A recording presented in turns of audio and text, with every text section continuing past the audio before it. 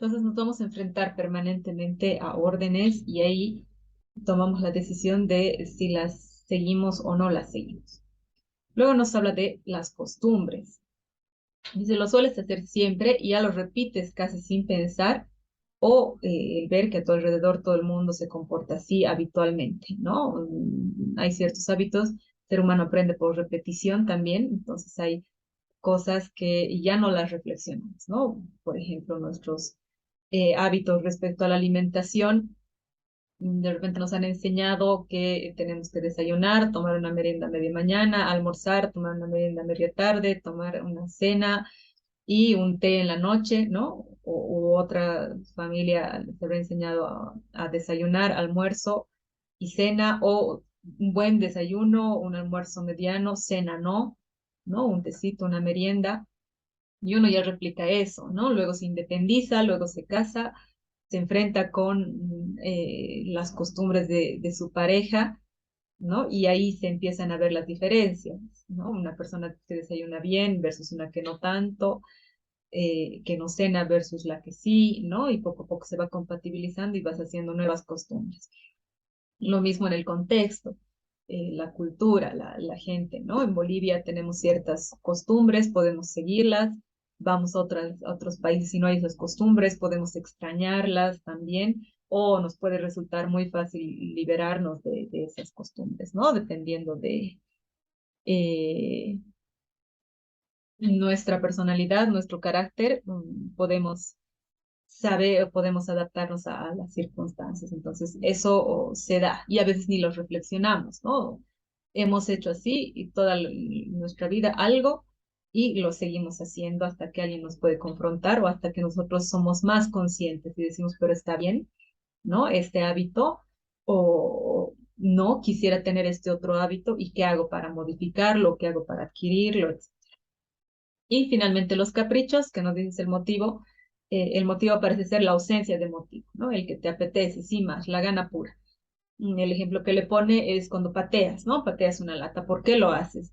No lo sé, y en muchos casos así, ¿no? Tenemos ciertos caprichos que a veces podemos tratar de justificar, ¿no? Es un capricho, no es un capricho, estoy haciendo esto por esto, por esto, por esto, ¿no? Y otros es realmente un simple capricho.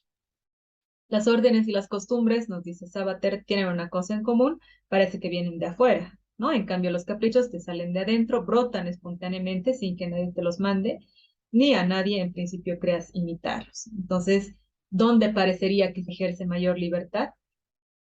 Cuando cumples tu capricho, ¿no? Esa va a ser una reflexión que nos va a hacer también un Sabater. Y parecería que tenemos menos libertad cuando cumplimos órdenes o cuando seguimos ciertas costumbres. Y es interesante esta clasificación porque podemos, si es que estamos plenamente conscientes, pensar en todo lo que hacemos cotidianamente, ¿no? Ir a la universidad. Es una orden, es una costumbre, es un capricho. Alimentarnos, orden, costumbre, capricho, ¿no? Leer un libro que nos gusta, orden, costumbre, capricho. Y ahí podemos reflexionar mucho más porque a veces no nos damos cuenta, ¿no? Puede ser que hagamos cosas porque creemos que nosotros las hemos pensado y las queremos, pero en realidad podrían ser imposiciones, podrían ser costumbres, ¿no? O los medios de comunicación nos pasan cierta información y nosotros podemos tomar ciertas decisiones sin estar plenamente conscientes de la influencia de los medios, por ejemplo, ¿no? De comunicación o de las redes o de ciertas personas en en nuestra toma de decisiones, ¿no? Pueden haber órdenes y pueden haber costumbres que nos están influenciando permanentemente y nosotros podríamos no estar tan conscientes de aquello. Y ahí entra la reflexión, ¿no? Haz lo que quieras, va a decir el autor. Esto tiene que ver con la cuestión de la libertad, que es el asunto del que se ocupa propiamente la ética, ¿no? El ejercicio de la libertad y la importancia que tiene en la vida misma. Libertad es poder decir sí o no a ciertas decisiones en ciertas circunstancias también, ¿no? Pensar el motivo de tu acción, dice la respuesta a la pregunta, ¿por qué hago esto? En que les decía, ¿no? Voy a la universidad, paso las clases del prefacultativo. ¿Por qué hago eso? ¿Por qué estoy pasando las clases? Tengo que hacerlo, pero ¿por qué? ¿No? Y ahí nos tenemos que cuestionar esto. ustedes saben que hay una edad de los niños del por qué, ¿no? Y es una edad muy interesante que en muchos casos se cuarta también, porque a veces hay preguntas que son más difíciles de responder, ¿no? Pero es importante que hagamos el ejercicio permanente. ¿Por qué estoy haciendo esto? ¿No? ¿Por qué me veo con esta persona? ¿Por qué tengo este amigo? ¿Por qué tengo esta pareja? ¿Por qué me relaciono de esta forma con mis padres? ¿Por qué estoy yendo a la universidad? ¿Por qué estoy pasando clases? ¿Por qué estoy leyendo esto? ¿Por qué estoy viendo este canal? ¿Por qué estoy siguiendo a esta persona en redes? ¿No? Soy libre de hacerlo, estoy tomando una decisión porque quiero, lo estoy haciendo porque realmente quiero, porque puedo hacerlo, porque se me impuesto. Esa reflexión es la que el autor nos dice que hagamos, nos dice en resumidas cuentas, pueden haber órdenes, pueden haber costumbres y caprichos que sean motivos adecuados para obrar, pero en otros casos no tiene por qué ser así. Nadie puede ser libre en mi lugar, ¿no? En muchos casos sí, efectivamente, cuando recibimos una orden, pueden decirnos, no es por tu bien. No lo mismo con las costumbres, ¿no? Estas son tradiciones que vienen de familiares desde hace muchas generaciones y es por el bien de la familia. No, puede ser que sí, ¿no? Como puede que no. Y ahí está la reflexión que nosotros tenemos que hacer. Y lo mismo, ¿no? Nadie puede ser libre en mi lugar. Cuando una persona te impone y te dice, esto es por tu bien, ahí uno tiene que tener la capacidad de decir, sí, ¿no? Es por mi bien, realmente estoy bien de esta forma, entonces decido y ahí es donde puedo ejercer mi libertad. Efectivamente, hay muchas circunstancias que limitan esta posibilidad, ¿no? Porque alguien que te da órdenes puede hacer ejercicio de su poder en el ámbito económico, ¿no? Si es que dependes económicamente de una persona, puede darte órdenes condicionando esto. Si es que tienes temor a alguien, igual puede darte órdenes y puede condicionar tu comportamiento. Evidentemente, como decíamos antes, hay una serie de factores que limitan justamente el ejercicio de la libertad. Y finalmente nos incorpora un concepto que lo diferencia de la ética, que es la moral. Dice, la moral es el conjunto de comportamientos y normas que tú, yo y algunos de quienes nos rodean solemos aceptar como válidos. Ética es la reflexión sobre por qué los consideramos válidos y la comparación con otras morales que tienen personas diferentes, ¿no? En la ética vamos a analizar, vamos a reflexionar, vamos a comparar. La moral tiene que ver ya con la individualidad, con el colectivo, con ciertos grupos, tiene que ver con la cultura. Más adelante igual nos dirá, al margen de la academia, ¿no? Que puede hacer esa diferenciación, dice el autor, yo lo voy a usar como sinónimos, ¿no? Porque digamos que su intención no es ahondar demasiado en estas diferencias, sino justamente reflexionar sobre estos temas. Luego hace un quiebre después de decirnos, haz lo que quieras, nos dice, ponte en su lugar, ¿no? Es decir, sí, tienes libertad, puedes decidir, puedes hacer lo que te parezca mejor, pero es necesario pensar en el otro porque se vive en una comunidad, se vive en sociedad, ¿no? El ser humano es social y se relaciona con otros seres humanos.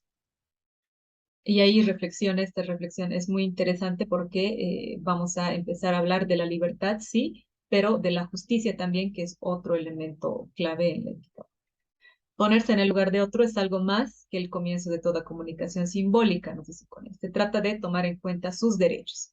Yo tengo derechos, pero los otros seres humanos también, ¿no? Y cómo afecta el ejercicio de mis derechos en el ejercicio de los derechos de los otros seres humanos. Cómo afecta mi libertad en el ejercicio de la libertad de los otros seres humanos. Es una reflexión que tenemos que hacer. Todo hombre tiene derecho, ser humano, digamos, ¿no? Tiene derecho frente a los demás, aunque sea el peor de todos, de todos. Tiene derechos, ¿no? Por eso hay derechos humanos, que luego él también nos dirá que resulta ser como un catálogo de buenas intenciones, ¿no? Que lastimosamente todavía estamos lejos de alcanzar. Tenemos derecho a que otros se pongan en nuestro lugar y comprender lo que sentimos y lo que hacemos, ¿no?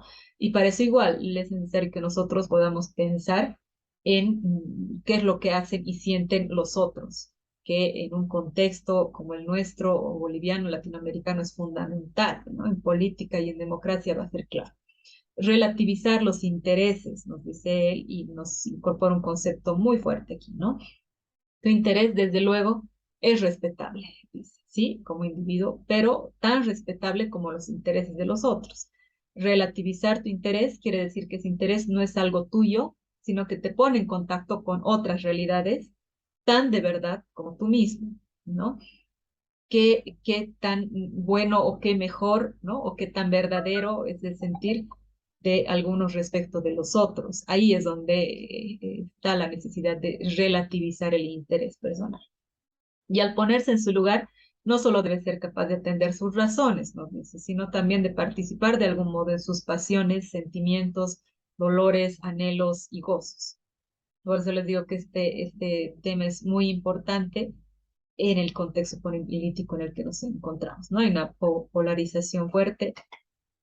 Podemos estar en un lado o en otro, ¿no? O sentirnos un poco más al medio, si se quiere, haber tomado una posición en la crisis del 2019, en todos los eventos políticos que han venido después, pero es necesario pensar, sentir, nos dice Sabater también, ¿no? En las pasiones, en los sentimientos, dolores, anhelos y gozos del otro, ¿no? Del que está en otra posición distinta de la nuestra. Y como cientistas de la política, eso va a ser fundamental. Es decir, no podemos tener una lectura de la realidad solamente desde nuestra perspectiva, nuestros intereses, ¿no? Sino tenemos que hacer el ejercicio y hacer el intento de relativizar nuestros intereses.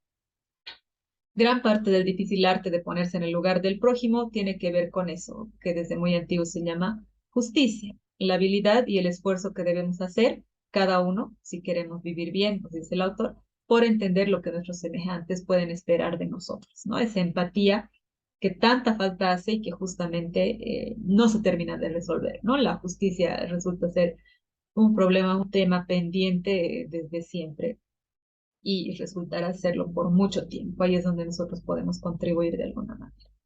Para entender del todo lo que el otro puede esperar de ti, no hay más remedio que amarle un poco, nos dice Sartre, ¿no? En un lenguaje muy, muy bonito, aunque no sea más que amarle solo porque también es humano. Y ese pequeño pero importantísimo amor, ninguna ley instituida puede imponer, ¿no? Es decir, tener esa capacidad de comprender al otro ser humano, ¿no? Entender que es otro ser humano que tiene pasiones, sentimientos, dolores, anhelos y gozos, nos dice él, similares a los nuestros. Sentimos lo mismo, ¿no? Y por eso es que podemos empatizar con otros seres humanos. Este capítulo es interesante porque nos dice que podemos hacer lo que queramos, ¿no? En el anterior, pero que al mismo tiempo tenemos que tener la capacidad de ponernos en el lugar del otro en el ejercicio de nuestra libertad.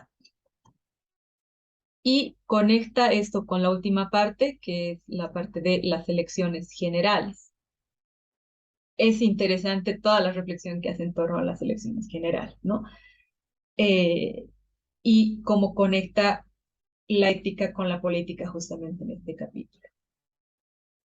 Hace una crítica y una defensa a los políticos y por eso esta perspectiva es buena, porque dice, por todas partes te van a decir, de modo que no tendremos más remedio que hablar de eso, dice, ¿no?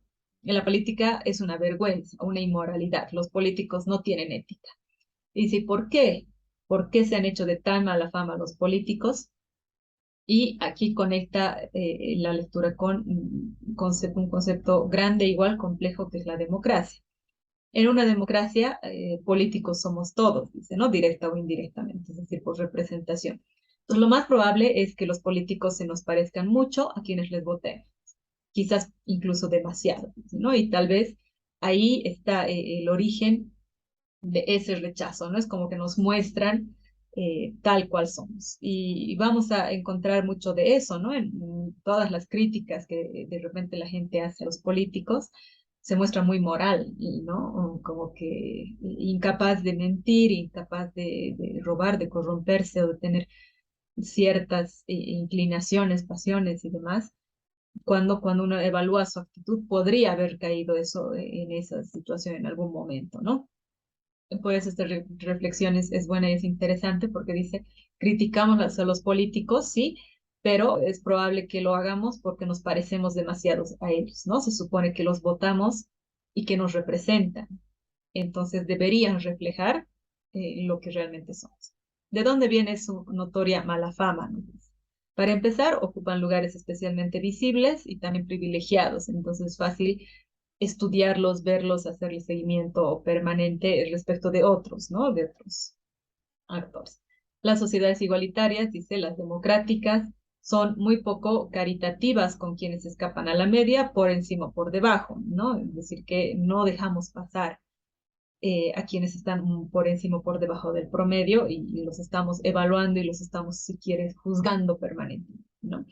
Por otra parte, los políticos suelen estar dispuestos a hacer más promesas de las que sabrían o querrían cumplir, que ese es otro tema interesante del que ustedes van a hablar muchísimo en la carrera, ¿no? El tema electoral y el tema de las promesas preelectorales que luego deberían convertirse en políticas públicas, pero que no siempre pasa, ¿no? Y ahí hay un quiebre. Jugamos a creernos, nos dice él, que los políticos tienen poder sobre humanos y luego no les perdonamos la decepción inevitable que nos causa. Aquí un paréntesis interesante respecto a las constituyentes, ¿no? Las constituyentes famosas. A veces se plantea o se define un proceso constituyente como un punto de quiebre, ¿no? Un antes y un después. Está pasó en Bolivia, está pasando en Chile también. Y hay mucha expectativa en torno a esto, ¿no? En que se va a llegar a un acuerdo entre toda la sociedad y ese acuerdo va a lograr toda una serie de cambios, sin estar plenamente conscientes de que para lograr ese cambio se necesita desestructurar muchas cosas, ¿no? Hay problemas que son estructurales y que requieren un tiempo largo eh, para poder resolver.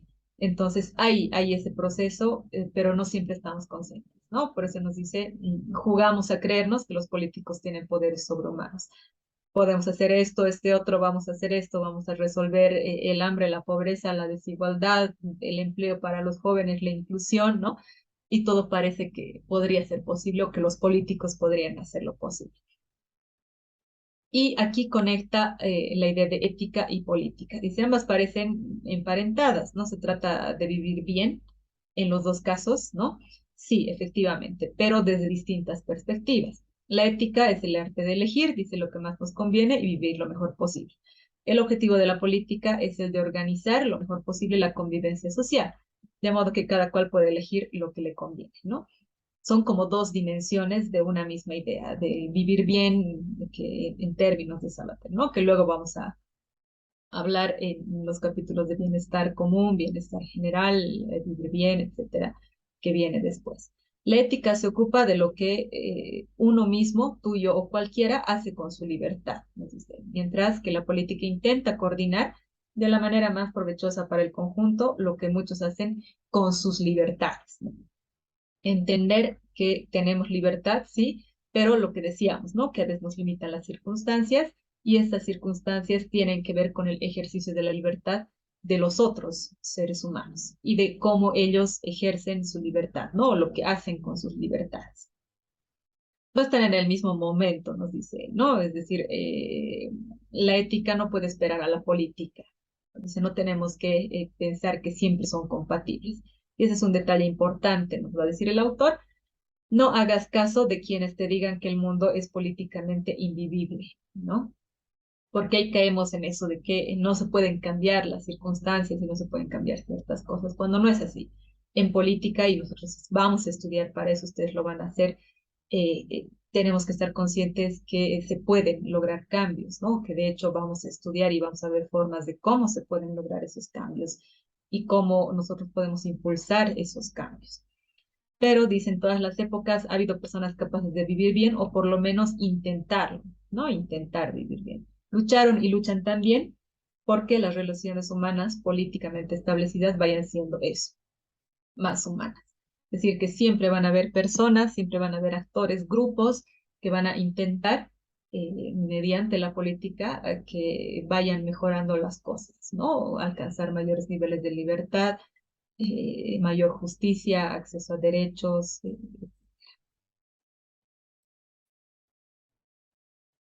Y se plantea una pregunta que nos dice, ¿cómo será la organización política preferible?